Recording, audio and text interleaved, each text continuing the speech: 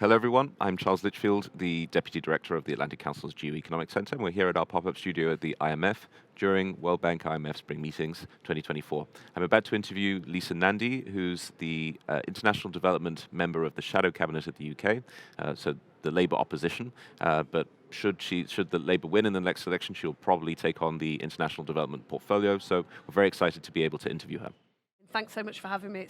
It's a crazy week here, very, very busy and very important for us from a UK Labour perspective because, like you said, we've got a general election coming up. There's a good chance, although we're not complacent, that we will form the next government, and there's a real interest in what it is that a Labour government will mean for Britain's involvement in the world.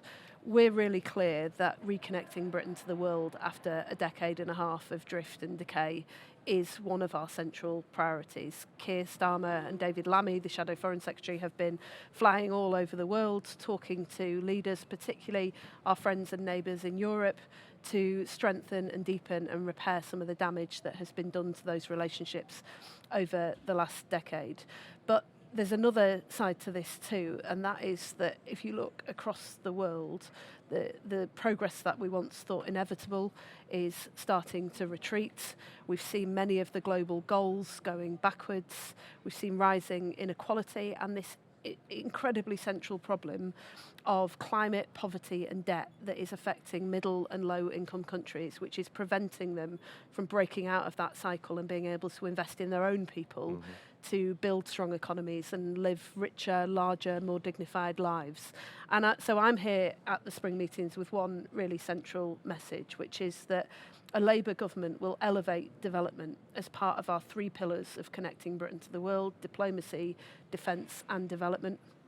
That we see our relationship with key allies on development as absolutely central, and never again will we be an unreliable partner who pulls the rug out from some of the poorest people on the planet with very little or no notice. But we want to do things differently. So last time we were in government, we established the Department for International Development. In the 1960s, Barbara Castle, one of Labour's first ever female ministers, established the overseas development work that we still do. And at times we have played a leading role in the world. We'll bring the same ambition and energy as we brought both times that we were previously in government to this agenda, but recognising that the world has changed. In 1997, our economy was twice the size of China's. We were members of the European Union. Multilateralism was in the ascendancy, and much of the world's debt was owed to countries like ours. We're in fundamentally different times right now, and that's why we want to do things very differently, more strategic about using the unique strengths of the UK as home to the City of London, the legal jurisdiction where debts are settled, and with a big insurance industry to help tackle that central challenge of climate, poverty and debt. To be more multilateral in our focus, so playing our full part in those institutions like the World Bank, where I've just come from, and the IMF and others again, and a different relationship with the Global South based on partnership and respect for the ambitions that they have for themselves, walking alongside them as partners to help them achieve their own aspirations, not trying to impose ours, recognising that they have a significant contribution to make to the world, and it's in all of our interests to realise it. So that's the message that I'm bringing here to the spring meetings, and I think it's fair to say that given the scale of the challenges, I think people welcome the fact that there is the potential for the UK to step up and play a full role in helping to solve the world's problems again. Great. I'd be really interested to hear what some of the reception has been this week to what you're saying. First of all, just for some of our viewers who may not know the UK as well as both of us do, you said a few things about departmental changes, things that have changed over the UK's approach to development over the past 10 years. I get the impression you want to reverse some of them. If you could just tell us briefly what those are. What really sets you apart from how development is being run now in the UK? Well, I think the biggest issue is that for the last decade or so, development has been treated as a junior relation to diplomacy and defence. And we believe that you can't have an international outlook helping to shape the world beyond your shores, which in turn shapes the lives of the people that you represent in the UK to a significant degree, unless you restore the focus on development and restore it to its former position. That last time we were in government, we set up a standalone department for international development. Over the last few years, that department has been merged into the Foreign Office, and we lost considerable capacity in the UK and considerable expertise. One of the key messages that I've had here at the spring meetings in DC, but also at UNGA in New York just a few months ago, was that what people most miss about the UK's contribution in this space is not just the budget, because all budgets are retracting in terms of aid and development, and we're having to think much more creatively about new financial tools and about working in partnership with private finance and philanthropy in order to meet that challenge. But it's the thought leadership that we used to bring. And so restoring the capacity, repairing some of the damage that has been done so that the UK can play that leading role again is going to be one of the first and central tasks that I have to take on if we are fortunate enough to win the next election in the next few months. Great. We're a think tank, so we love the concept of thought leadership, and we'd love to stay engaged with you on some of these ideas. You've already introduced some of them. Using the power of the City of London, we might come back to insurance, something I work on quite a lot. But I think it would be fair to spend a bit more time talking about the Global South. Relations with the Global South, as you suggested, aren't very good. There's a lot of mistrust. Sometimes a feeling that there's a sort of not particularly productive debate we've gotten into where we collectively are perceived as the West, and yes, there's a lack of trust of us and how we behave collectively, even when our intentions are noble. So how do you think we can build bridges again? And Brazil has the G20 presidency. Yeah. They spoke at an event we had yesterday. All sorts of interesting ideas that they're putting around. I think a lot of people are quite excited about that G20 presidency. But even so, there's just, at least I feel, a fundamental lack of trust. And what would you do to rebuild that trust? Well, I think, first of all, recognising that is a problem. And it's a particular problem when you look at the way in which countries like China have filled that gap. As countries like the UK have retreated, there are others who've been willing to step forward and as a result have strengthened their relationships with the Global South at a time when they've come under significant strain with the West. I felt that very much I recently visited Zambia and met with leaders from across the African countries at UNGA. But I also felt it very much in the Middle East, where I've understandably, for obvious reasons, spent a lot of time in the last 6 months. And I was in Jordan recently on a trip to Jerusalem, the West Bank and Jordan, to talk to partners across the region about what role the UK can play in helping to build the political horizon that will help to resolve the absolute catastrophe in Gaza and Israel. And I was left in no doubt at all that, particularly for countries like Jordan, where they have a youth unemployment rate of around 52%, where they've absorbed millions of refugees and continue to do so still, and where an economy largely built on tourism is under significant strain since the 7th of October. They are looking to countries like the UK to do more and to step forwards.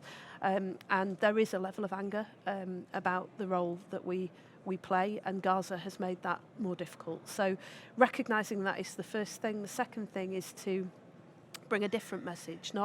I've been very careful not to say to people, Britain is coming back, we're going to solve the world's problems and we're here to save you. Nobody wants to hear that. What they want to hear is that we're a long-term reliable partner who respect the ambitions they have for themselves. It's why I was in Zambia, because you've got a very progressive president who is determined to break out of that debt cycle that sees them spending around 80% of their national income on debt repayments and invest it in his own people and in long-term economic development. And we're interested in that too. And we want to work with countries on the basis of a different relationship based on one word: respect for what they have to offer, what they have to contribute, and what they want to achieve. And I think the final thing I would say is that there's been a lot of talk at these spring meetings, in the meetings that I've had with the World Bank and the IMF and others, and with many of the countries who, like Zambia, who have big ambitions for their economic development, but are really struggling with the global system and the rules that they inherit, is that it is unsustainable to believe that most of the world can be shut out of the conversation about how the rules are made that determine the lives that they live to a far greater extent than ours, and we recognise that call for more voice, more power, more ability to shape those global systems and rules. That's not an argument for the UK diminishing its influence. In fact, if anything, they want us to use the influence that we have in order to ensure that they're in the room and that their voices are heard and that their calls are heeded. I was with Mia Mottley, the Prime Minister of Barbados, yesterday, and that formed a significant part of the conversation that we had. How to do that is complicated, but it's certainly something that we're committed to. So I sensed a reference to some of the debates that happen in these institutions on quotas, how different countries are represented. Interesting to hear that what you're hearing is that there are many ways of doing it. It isn't necessarily a priority that voting rights are redistributed. It just is important that every voice is heard, and the UK does its job in making sure they're heard, because the UK does have a very big presence in both of the institutions that are hosting these meetings. We also have quite a unique presence in that we're one of the only countries that has the development minister sitting on the board of the World Bank. So you have the Chancellor of the Exchequer who sits on the IMF, and you have the development minister or Secretary of State, depending on how you decide to organise your own machinery of government, sitting on the World Bank. That partnership can be incredibly powerful if there's a shared agenda across government. And Rachel Reeves, our Shadow Chancellor, was over in DC only a few weeks ago. She and I work very closely on this agenda, and we think that because we see things through both the finance and development lens, we can bring something quite unique to bear to help those countries achieve their ambitions. Understood. I think it'd be remiss of me not to mention China before we move on to what you're doing this week. You mentioned Zambia. China is a very key player in the debate around Zambia's debt burden. There has been a little bit of progress. China is engaging more than we might have expected on the whole question of debt restructuring. Wondering if you had any take on that, if you're pleased to see the progress, suppose you'd like to see more. And then maybe if you could just share a few words on your party's stance on China. There's been an evolving policy in the UK to do with China, to put it mildly. So how do you think a Labour government would deal with China? Yes, so I was in Zambia just a few months ago, and the reason that we chose Zambia as my first trip in this job was because not only do they have this very progressive president who's trying to turn Zambia from a recipient to a donor country, grow the economy, invest in his own people, but they are the country that has come closest to using the common framework to resolve the debt issues that they face. And at the time when I visited, that whole process seemed to have fallen apart. There's been some welcome progress since then, but there aren't just issues with who the debt is owed to. It's often very complicated. Zambia is a good example of that, where there are private creditors, but there's also China, and often they reach agreement with one and then the agreement with the other will fall apart. But there are some real issues with the way that the system works. So the fact that they can't talk to both simultaneously in one conversation, the fact that you often have the country that's trying to resolve their debt issues struggling to get people to the table. I often say to people in the UK, if you need to renegotiate the terms on which you have a mortgage in the UK, you have a right to bring your mortgage lender to the table. Countries across the world don't have similar rights and want those rights. And many more issues about how to streamline that process so that instead of taking 2 years, it can take 6 months in order to get a resolution, which is important, especially because where you've got politicians who are trying to deliver for their people within electoral timescales, they need institutions like the World Bank, they need countries like the UK to be far more agile in helping them to deliver. Fresh democracies need quick wins, and they need to know that we understand that. And in relation to China, generally, I think there's been a growing recognition in the UK that we can't continue with the situation that we had under our previous Prime Minister, David Cameron, who's now our Foreign Secretary. Sorry, I've put him into opposition already. Perhaps better not do that just yet. But there was a situation where we essentially saw China as a key economic partner. We ignored the human rights implications. We ignored the Belt and Road Initiative that was buying China considerable political as well as economic clout across the world.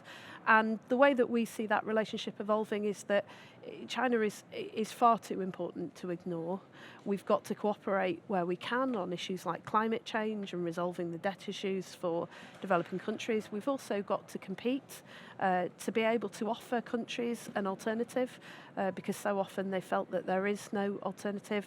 And we've got to be able to challenge. So when it comes to what's happening in Xinjiang, you can expect to see a robust response from a Labour government. But those three ways of dealing with China, challenge, cooperate and compete, are the basis on which we intend to build that relationship. Great. I keep tantalizing you with the question, tell us about your week, but some of the things you say remind me that there are other interesting things I wanted to ask you about. So the final question before we get to just telling us some of the people you're meeting and the reception, would be for me to take you back to this question of using the agility more than funds.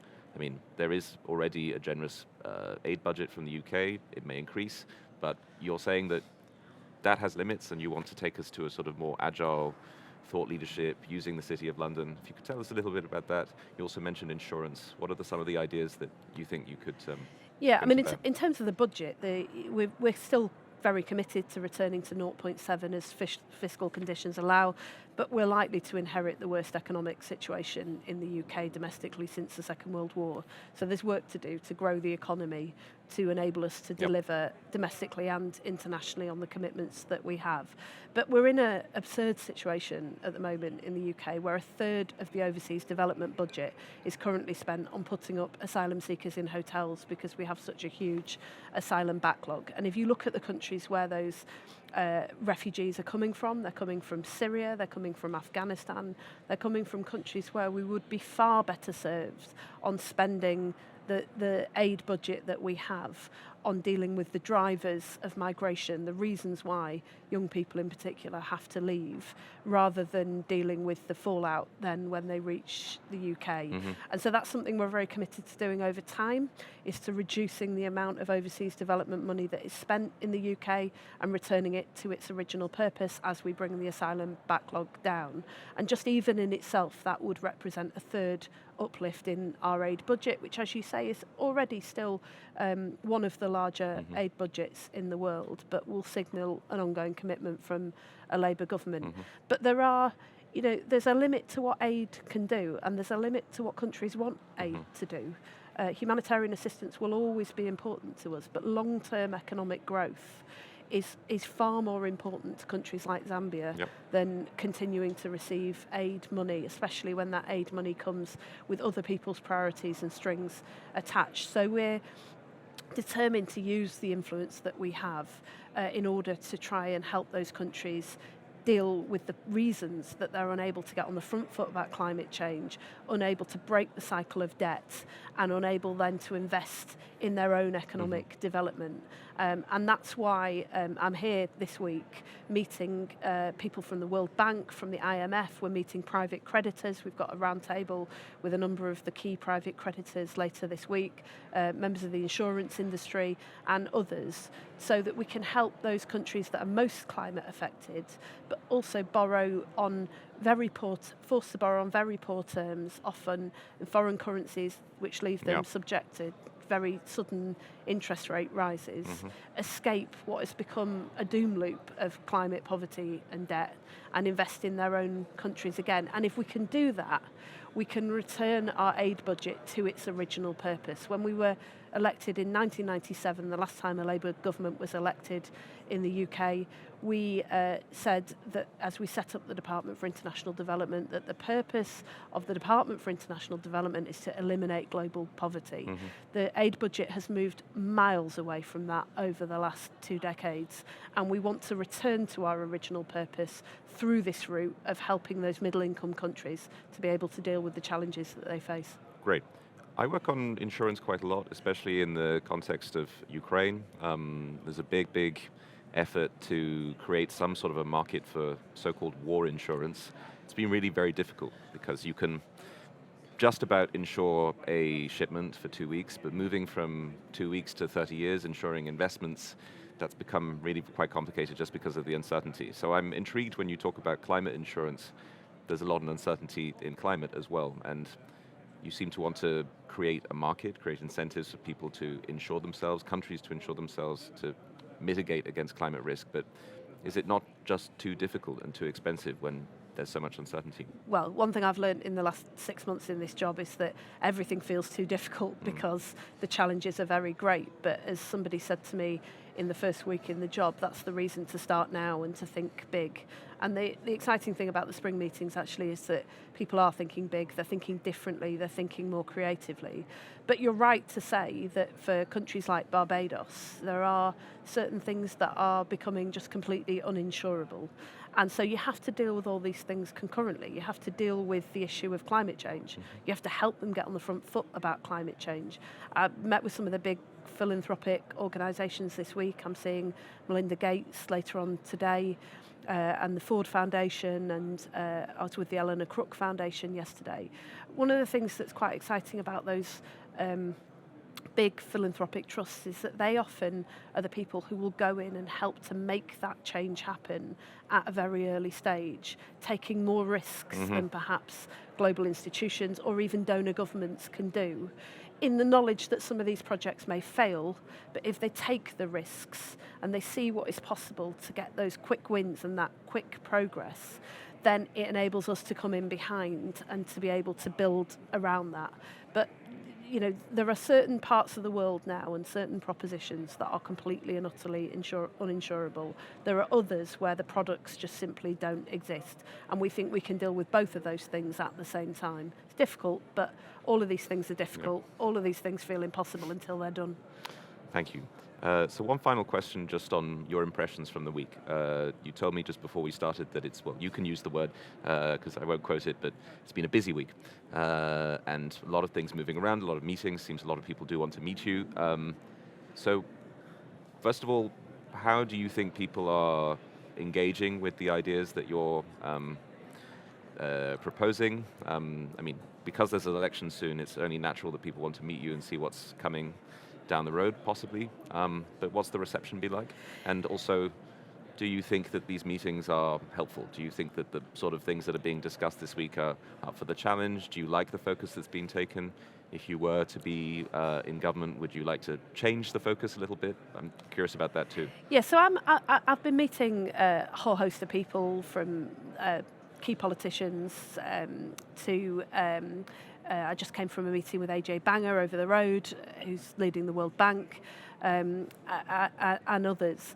And you're right, there is definitely a huge interest in what a Labour government would mean. We're ahead in the polls, so people treat you as the next government. We're not complacent at all. Should say that, have to say that, but we really aren't.